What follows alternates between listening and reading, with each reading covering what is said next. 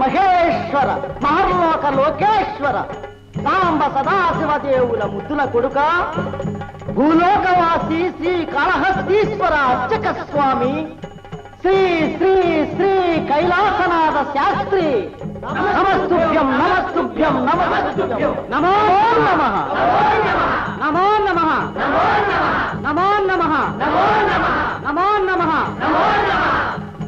శివార్పణం శివార్పణం సర్వం శివార్పణం.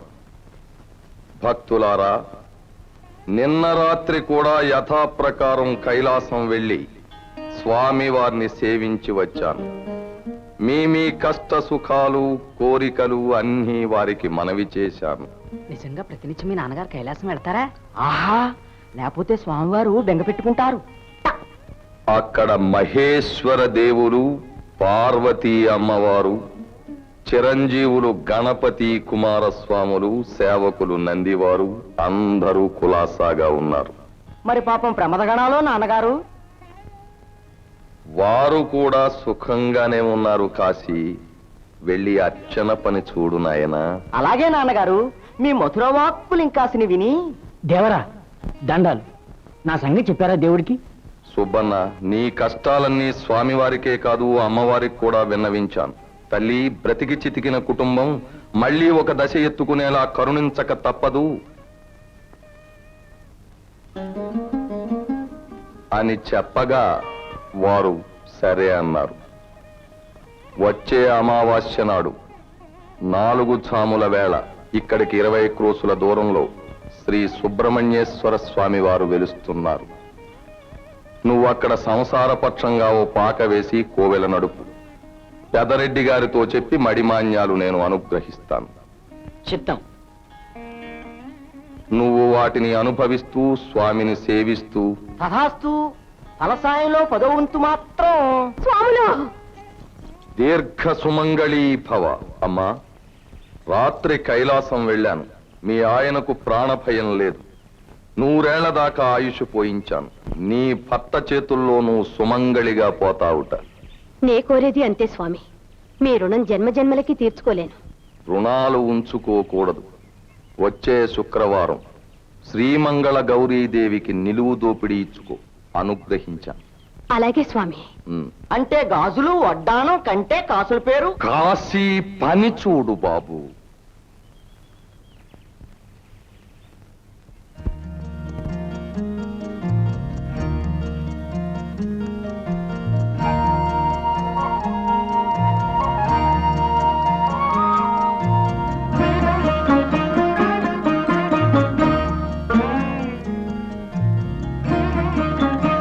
నాన్నగారు పోయి పిల్ల ఓట్టి పూసల దోపిడి.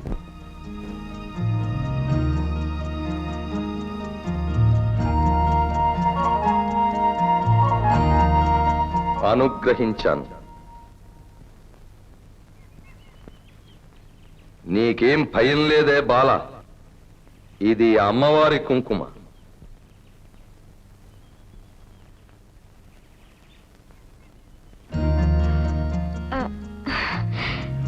నాకా సాములు. ఓహో, నీ దొరక తెలిసేలే.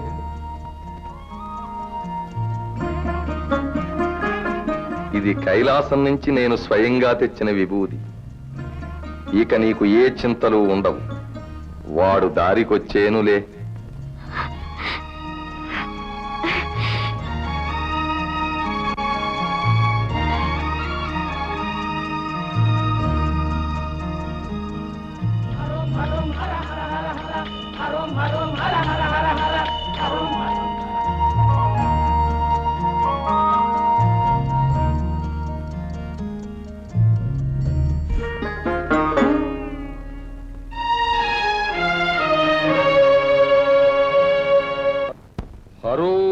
హర హరోం హర.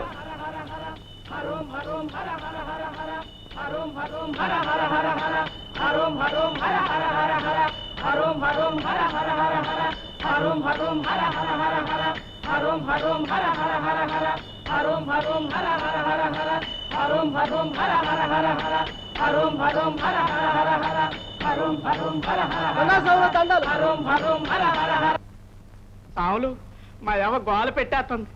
రాత్రి మళ్ళీ మా తాత కల్లోకి వచ్చి నేను ఇంకా నరకంలోనే ఉన్నానే అని ఏడ్చాడంట. ఎంపట్లు ఎకరున్నర బూర్లు మూకుల్లో నూనేసి మా తాతని ఆడాడగట్టబెట్టి అందులో వేయిస్తామని. మరేమీ బాధపడకురా, మొన్న సరిగ్గా వేళకు వెళ్ళి మీ తాతను విడిపించేశానుగా. మరి ఇవాళ తెల్లారగట్టే గందా కళ్ళొచ్చింది. ఓరి పిచ్చివాడా, మనకి ఈ వేళ తెల్లారగట్టంటే వాళ్ళకి మొన్న మధ్యాహ్నం కింద లెక్కరా. అట్టగా అది గది. ఈ కళ ఎల్లుండి తెల్లారగట్ట వస్తే కాశీ. చెప్తాం. ఒరేయ్ సన్నాసి, చెప్తాం. మీ తాతకి నరకయాతన కారణమేమిటో తెలుసా? నువ్వు నేతిగార్లు నైవేద్యం పెట్టకపోవడం. ఎట్టా? ఆ నేతిగార్లు అని మీ తాత ఏడిస్తే యమభటులు అవి మాకు కూడా తెప్పించు, లేకపోతే నిన్ను వేయించుకు తినేస్తామన్నట్ట. అందుకు నీకా కళ. తర్వాత ఏముంది, ఆ ముసలాన్ని నరకం నుంచి కైలాసం పంపించవయ్యా మగడా అని యమధర్మరాజుతో చెప్పి అనుగ్రహించాను. ఒరే, ఇవన్నీ దేవరహస్యాలు, చెప్పకూడదు.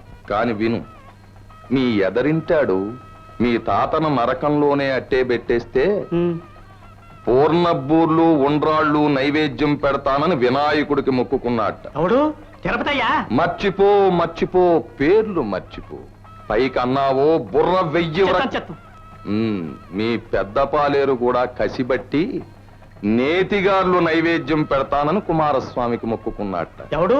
మా కూడితేనే ఏరయ్యా? పేర్లొద్దన్నానా? అంచేత జాగ్రత్తగా విను. ఒక అరమూట మినప్పప్పు, 6 గిన్నెల ఆవు నెయ్యి, అరమూట ఛాయ పెసరపప్పు, 3 పట్ల చెరుకు బెల్లం, 2 పట్ల పటిక బెల్లం, 1 మూట బియ్యం, 4 వరహాల కుంకుమ పువ్వు ఇంటికి పంపిస్తే పూర్ణబూర్లు నేతిగార్లు వండించి. చెప్తాం. కానీ ఇవన్నీ తింటే మా తాత అరాయించుకుంటాడా అని. రోగం వచ్చి సత్యేను నీ కడుపున పుడతాడు. ఓరి పిచ్చాడా, అన్నీ మీ తాతకు కాదురా.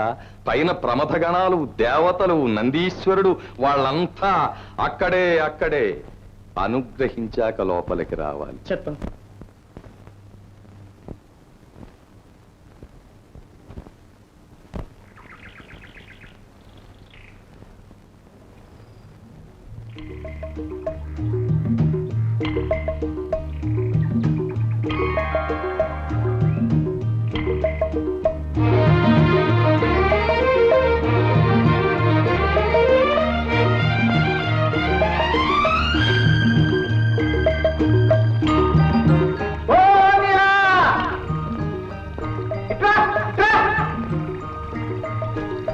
రమ్మంటుంటే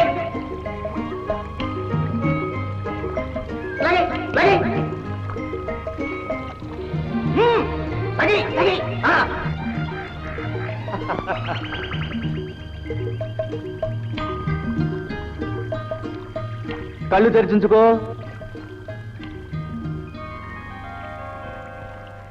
చూడు, మన ఇల్లు మంది. అయ్య మనసుకొచ్చాడా? దొర కూతురువి. నీ మనవు సంబరం లేకుండా సప్పగా జరిగిపోయిందని కూపులా. దేవుడు చల్లగా చూసి నువ్వు నా పక్కనుంటే అదే నాకు నిత్య సంబరం.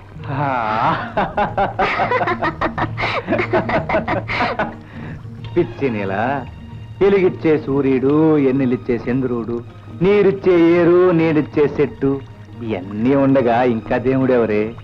మనం పిలవకపోయినా కొలవకపోయినా పలికే ఇయ్యేనే.